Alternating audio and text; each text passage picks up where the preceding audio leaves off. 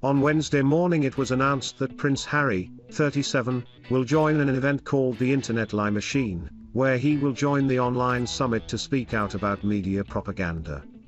The panel, which takes place on November 9 at 8 p.m. GMT, 4 p.m. ET, is organized by Wired magazine as part of its Rewired 2021 summit and will focus on misinformation and the impact it has on individuals, communities and societies. Harry will be joined by Wren copyright Edie Rester, Technical Research Manager at the Stanford Internet Observatory, and Rashad Robinson, co-chair of the Aspen Commission on Information Disorder and president at Color of Change, but the Prince's appearance at the panel was ridiculed by Robert Jobson, royal editor for the Evening Standard and Australia TMS Sunrise Breakfast Show.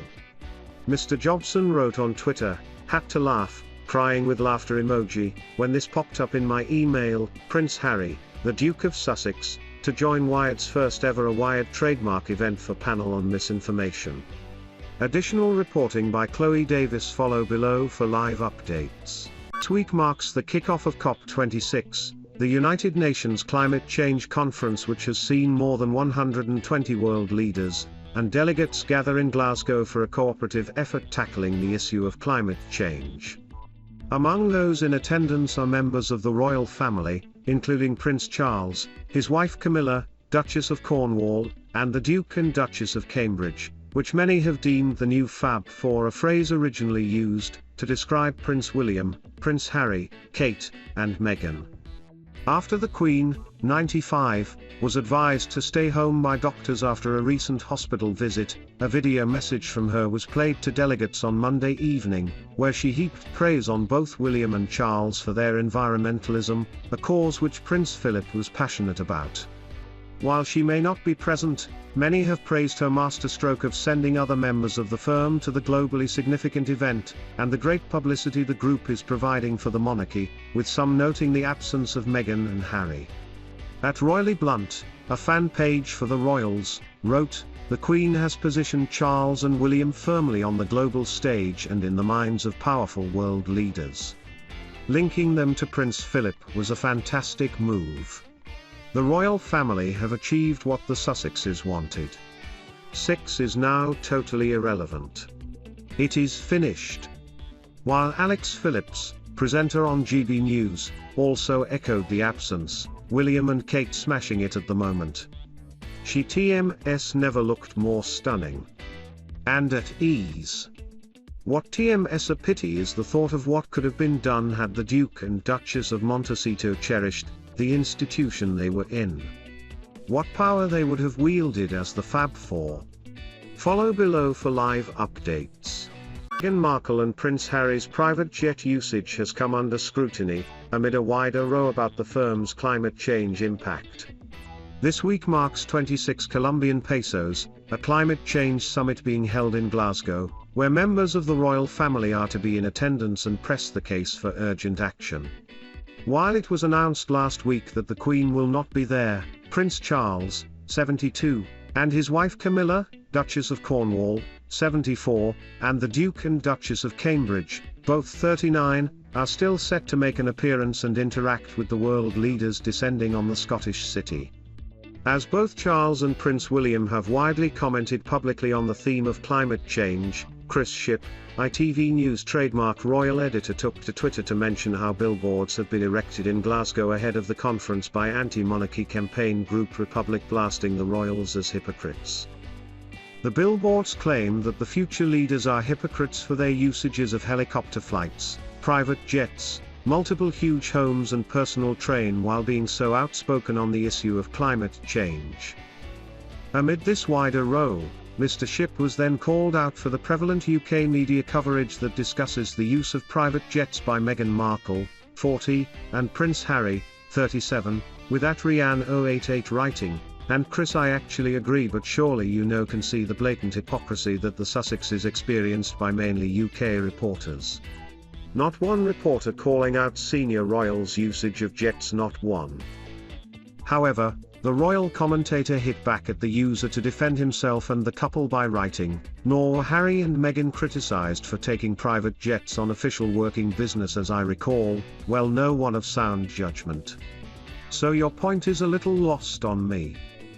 He further expanded on this in response to another user, by making reference to the usage of similar methods of transport used by US President Joe Biden by writing, just as Joe Biden has used Air Force One, and a long motorcade for the G20 summit. It TMS business, before adding, although they should all look at doing it more sustainably. Actors attending to the Queen have advised her to miss the traditional Festival of Remembrance at the Royal Albert Hall on November 13th. However, the monarch has said she will attend the service at the cenotaph the following day. According to royal sources, the Queen views the memorial service at the cenotaph as unmissable and one of her most sacred duties. After the Prime Minister spoke to the Queen, he announced that she was in good form. However, she said that on advice from her doctors she would have to cancel any official visits and rest for at least another 2 weeks. Mr. Johnson is attending the G20 summit in Rome today and told reporters, "I spoke to Her Majesty and she's on very good form. She's just got to follow the advice of her doctors and get some rest. I think that's the important thing. I think the whole country wishes her well." The Prime Minister received a health update on Wednesday when he spoke to the Queen as part of his regular weekly audience. Kate and William are believed to be enjoying the half-term break with their 3 children.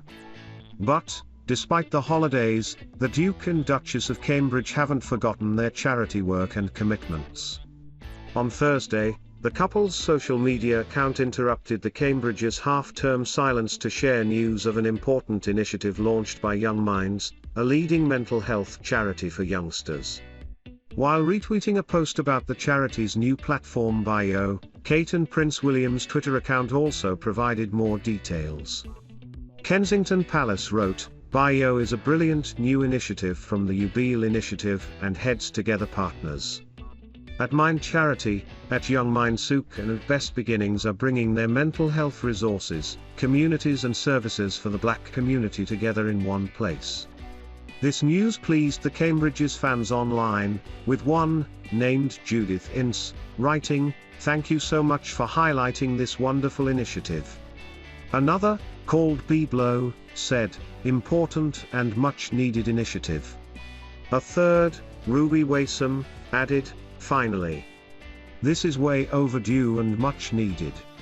And Sapphire Blue wrote, "Such an amazing initiative, so glad to see you supporting this." Announcing the platform, Young Minds said, "We TMRE proud to announce the launch of Bio, a platform providing information about initiatives, communities and mental health services created by and for the Black community all in one place."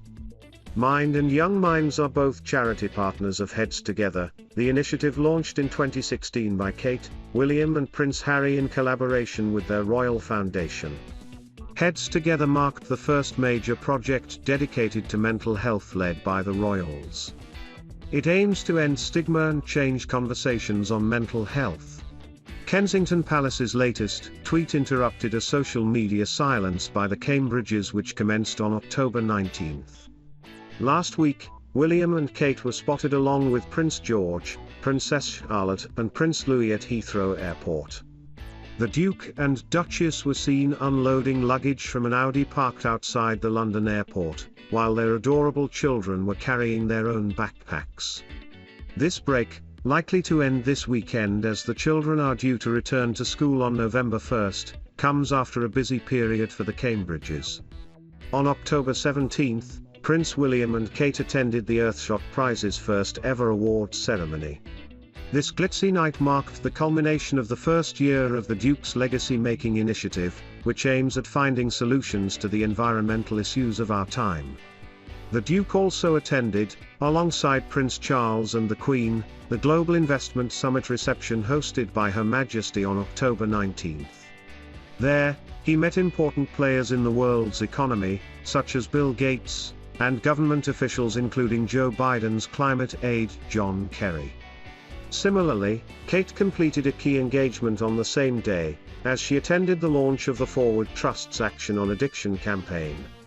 At the event, she delivered a keynote speech in which she highlighted the need to be compassionate to people who suffer from addiction. And she listened to TV presenter Ant McPartlin sharing his own story of addiction, and how he overcame it.